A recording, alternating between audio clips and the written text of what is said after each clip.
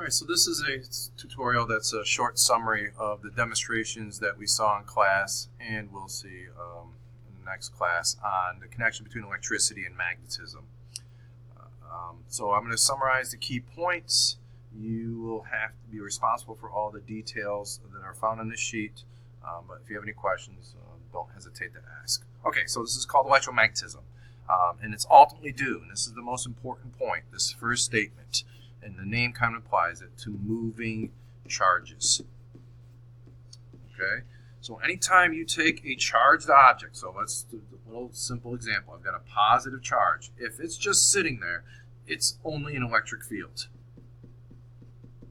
Okay, and it can attract other charges or repel other charges, but it will not talk to any magnets because there's no magnetic field surrounding it or associated with it. However, if we take the same positive charge and we get it moving with some velocity, it doesn't matter what direction, now we're going to get not only an E field, that charge is still there, so there's always going to be an electric field, but now we get a magnetic field.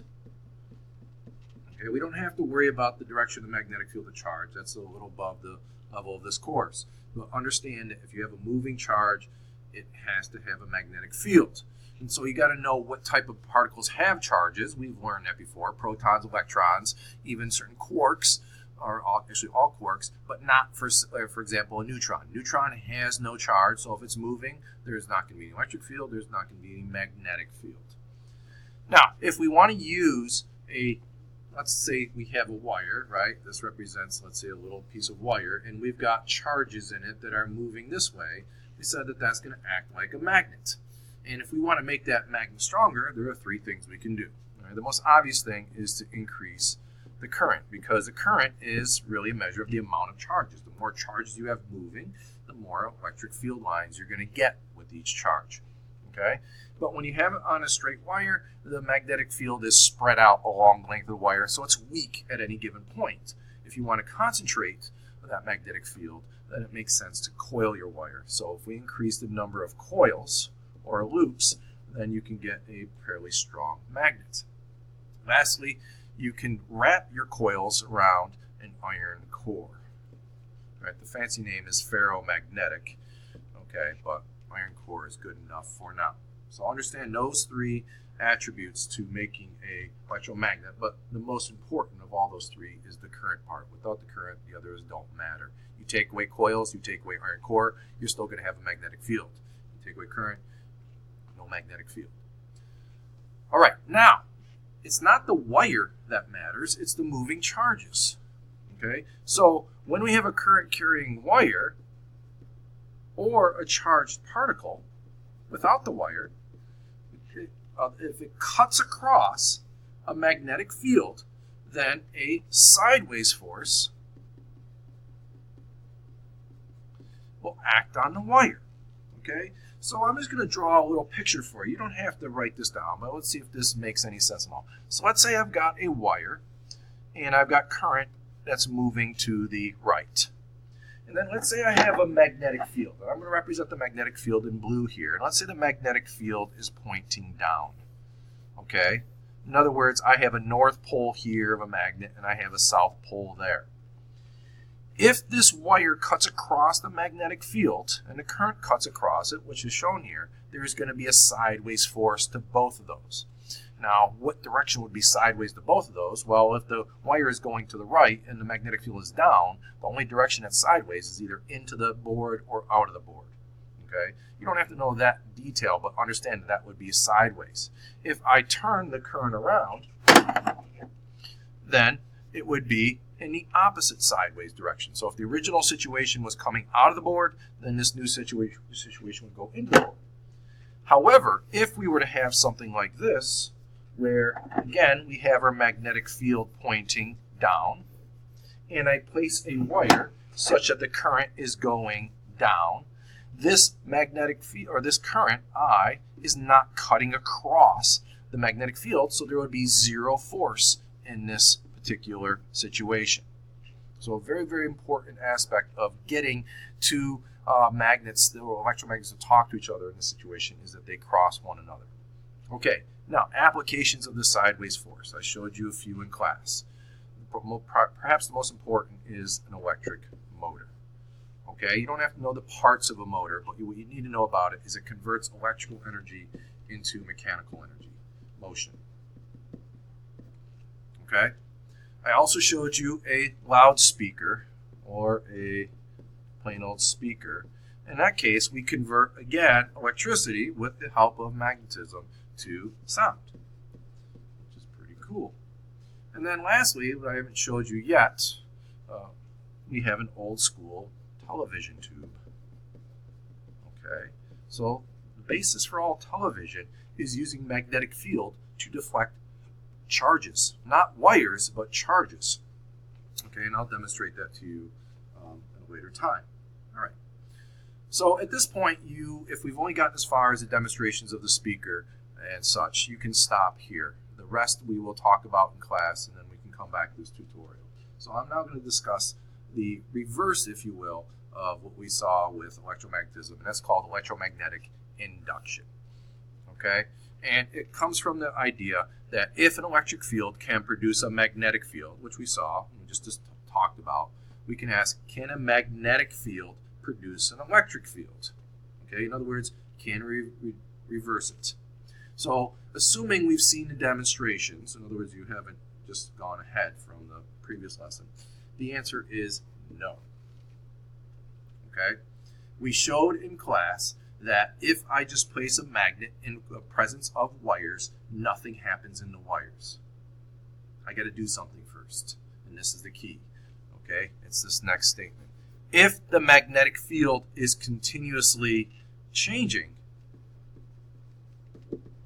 then the electric field can be produced. Okay, that's the key. You need to change the magnet or magnetic field in the presence of the coils of wire. And there are a ton of ways to do this. You can change the wire itself. You can move it relative to the magnet. You can spin it. You can make it get bigger or smaller in terms of area. Or you can take the magnet and put it in, or take it out, or spin it around. There's a lot of variations. But the general way, the easiest way in which we do this is we have to constantly change it is to spin coils of wire in the presence of a stationary magnet. Okay? And when you take coils of wire, they're not connected to a battery or anything like that. They're just coils of wire, and you spin it in the presence of a magnetic field, you will get current flowing through those coils. In other words, you get electricity. And this is the basis for an electric generator. All right, so all the electricity you get in your home is ultimately connected to a generator of some sort, most likely a power plant.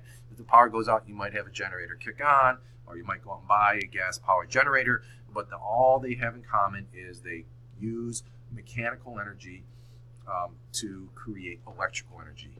The mechanical energy makes the coil spin around, and then when you're in the presence of the magnet, you get electrical output. Boy, oh boy, is that important. Okay? It is also the basis for magnetic braking. You see on certain devices, a cool device like it might be in a hybrid car. When you brake, instead of rubbing a pad against the rotor to stop it, you use magnetic braking, and that diverts a lot of the kinetic energy to electrical energy. Okay, we'll see this at roller coasters at Darien Lake, especially the Ride of Steel, the Man of Steel, and even magnetically levitated trains. Alrighty, there's one little thing we want to talk about, and then we'll finish up. So the last thing with electric generators is how can you generate as much voltage as possible. I know I'm seeing that my smart sheet here does not have the notes. Yours does, so I'll just fill them in right here below. Assuming I can extend this page. All right, so you want to get greater voltage from the generator, you want the following. So if I want a generator that puts out 100 volts versus 10 volts, how do I do that? There are three things you can do. Okay, first one is you can have a strong magnetic field, all right? The stronger the magnets you have there, the more voltage you can produce, okay? But generally that's going to be set for a generator. What you can alter, another thing you want to do is you want many, and we're talking thousands usually, of loops in your coils, Okay, instead of one loop of wire, you have thousands and thousands and thousands and thousands. Okay, it's the same thing with the motor. And then lastly, what you can do is you can have the coils spin as fast as possible. So the faster you get them to go around, and that goes towards your mechanical input. All right, you can use water to do it. Wind can do it. You could use hamsters to do it. Bicycles, or now you can go to certain gyms, and when you're on pedaling on stationary cycles, you can generate power. You can power TV. They even have ones where you can power a blender to make a smoothie while you're exercising. What I didn't mention here, but I should have mentioned in class, is that a generator is just a motor in reverse. Okay? And think about that for a second. In terms of the energy transformations. We learned earlier that a motor inputs electricity, and out you get motion. Well, if you take the same motor and you spin it, in other words, you put in mechanical energy, you will get out electrical energy. So they're very similar to one another. Same with a speaker. A speaker takes electrical energy and gives you mechanical. If you input mechanical and you make a speaker vibrate, it will put out electrical. And that's actually how a microphone works. So a microphone is the opposite of a speaker. I'll leave it at that, and we'll pick up on any missed points in class.